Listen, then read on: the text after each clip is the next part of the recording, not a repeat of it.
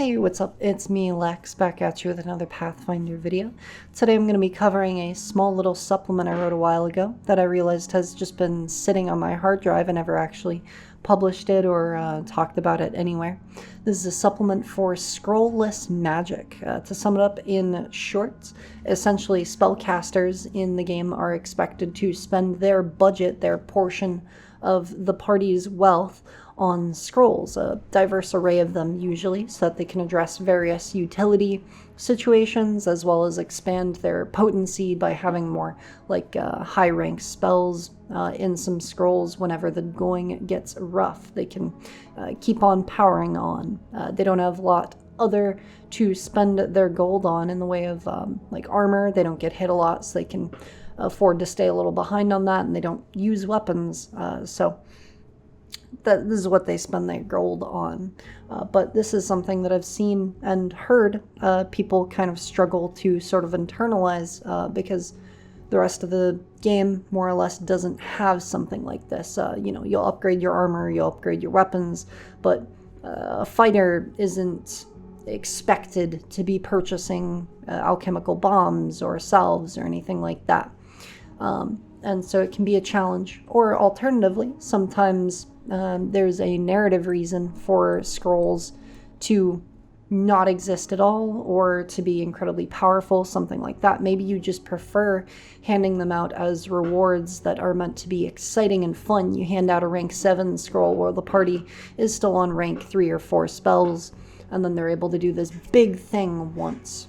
Whatever your reason, this supplement provides some additional rules that modify the way that casters play, so that they should maintain about the same level of power as they would in a normal game using scrolls as is expected for the general wealth distribution, but without needing to purchase those scrolls. It's recommended when you're using this that you prohibit the purchasing or crafting of scrolls entirely, and as well have a conversation with your party about maybe a reduced gold share for the caster, since their purchases are already mostly accounted for. They still need armor runes, skill items, and other miscellaneous items, maybe a staff or etc., wands, but this will account for the use of scrolls specifically, since those are the main thing that casters need to sort of hone in on. Depending on which type of caster you are, the rules here are a little bit different. Prepared casters gain the additional slots as listed in these tables down below here. And they can prepare any spell they know into any of their slots as normal. And if a player finds themselves overwhelmed with the number of slots they have access to, encourage them to prepare several copies of their favorite spell, or whatever spell they would like to have prepared. Spontaneous casters, on the other hand, they gain the additional slots as listed, and you choose whether or not to grant them additional spells in their repertoire. However, the guidelines suggest you do not increase the number of spells in their repertoire. This is because the main difference between prepared and spontaneous casters is meant to be that spontaneous casters have far less flexibility in their overall toolkit, but a lot more flexibility in what they're able to do with their resources in a day. Any of a sorcerer's third rank spell slots can be spent on, for example, their fireball, but not every single one of a wizard's rank 3 spell slots can be spent on a fireball unless they prepared only fireball that morning. So the recommended is that you do not increase their repertoire at all.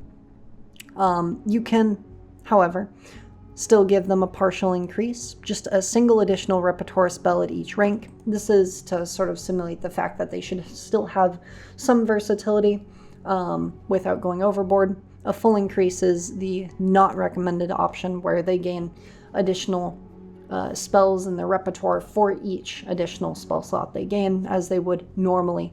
I highly recommend going against this because otherwise spontaneous casters become just these incredible toolkits that the prepared casters are meant to feel like. Spontaneous is more about potency, power, repetition.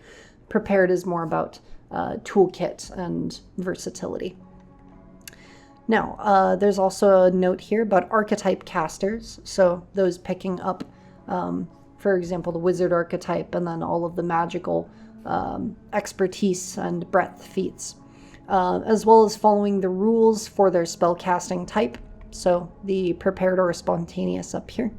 It is recommended that they be required to have an open hand to cast any spell while benefiting from this supplement.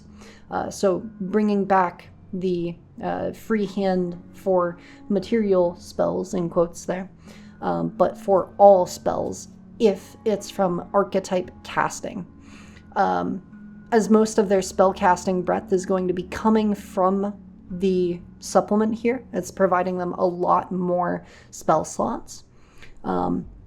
It's sort of a balancing note where they need that extra ability to shape the power that normal casters don't require. This way, the sort of gap between a full caster and a martial with a casting proficiency is tightened, or the gap is widened a little bit, excuse me.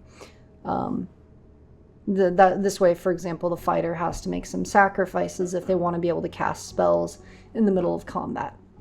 Other than that, take particular note of the fact that you only gain additional slots for ranks of spell you can already cast. So you'll be using the same tables, but if you can't cast rank 3 spells, you only get the benefits that are listed at the rank 2 spells, even if at your level you should have some extra rank 3 slots. Now, I also have in here some pre-addressed concerns about balance and my responses to them. So what about bulk or hands? So for example, needing to carry several bulk of scrolls or pull them out with actions in combat, especially to use them. It's the primary concern that actually requires the GM's attention. And yes, whenever a player uses a scroll, usually familiars or magic items notwithstanding, it requires an additional action to draw before you can use it, an open hand to hold it in, and a light bulk that each scroll weighs can be difficult to manage until the character gets a spacious pouch. You're certainly free to apply some adjustments to account for the open hand and additional action cost, but I would recommend being light with these touches if you choose to do them at all, because generally the amount of spells that a player would have access to if they actually had scrolls as opposed to using the supplement would be even greater. I've been very conservative with the number of additional spell slots that I give casters in the supplement, and so kind of hitting them with the double whammy of that potential reduction as well as making it harder for them to use their spells in general is not super great experientially at the table. And I think that what I've found here is a pretty good trade-off and fair trade-off for what's being provided. That being said, if you do want to impose some kind of limiter, I provide a couple of options here. Making casting a spell require free hand for everyone. In this case, archetype casters would then require 2 free hands. Or making it so that to cast a non-cantrip spell in an encounter, you must spend a single action with the manipulate trait to enter a casting stance that lets you cast 2 spells, and then the stance ends. So it's essentially bringing back some of that action economy.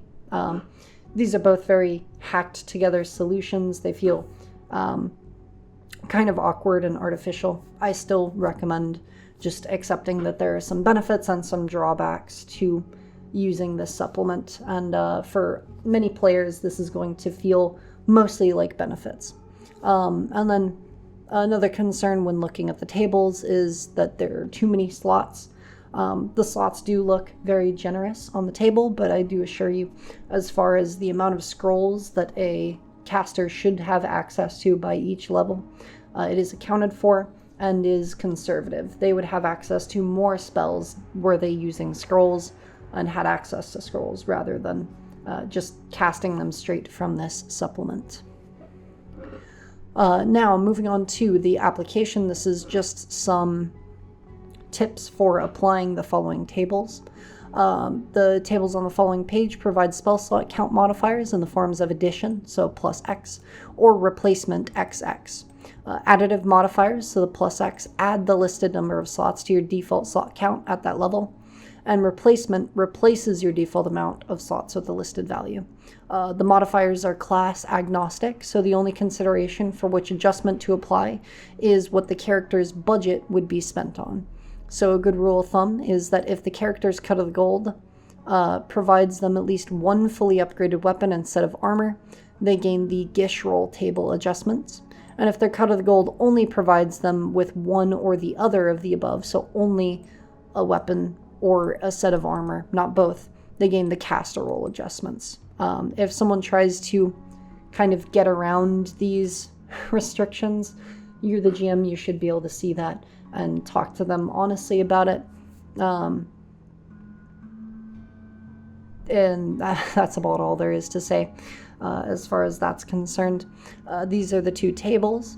As you can see here, casters, so those who do not have both a weapon and armor that they're maintaining, essentially double their spell slots at every max level or max rank here, starting off with 4, moving to 6, and then as they move into the 3rd level and above, these lower rank slots start to increase up to 4, 5, and then eventually just being set straight up to 10, where it maxes out. And then the Gish roll has the exact same progression, but it only begins at level 7, when the normal caster is already starting to move into expert proficiency. This is just a small little supplement that I worked on, and I will be publishing it on Pathfinder Infinite. Pay what you would like, as always. That's about all there is for this. It's something that I worked on because I saw several people struggling with how exactly to get casters to work. Some of the struggles with the sorts of things that like being onboarded into the profession of the magic user can really struggle with. And I think that it is quite a good adjustment, particularly being able to use it for narrative purposes. Like I mentioned before, having scrolls be these powerful, dangerous things that you hand out every so often. There's a lot you can do with this, and I'm very proud of it. Thanks for watching. Check it out if you'd like to. Anyway, leave a like if you like the video, subscribe if you would like to see more, and I will see you all in the next one. See ya. See ya.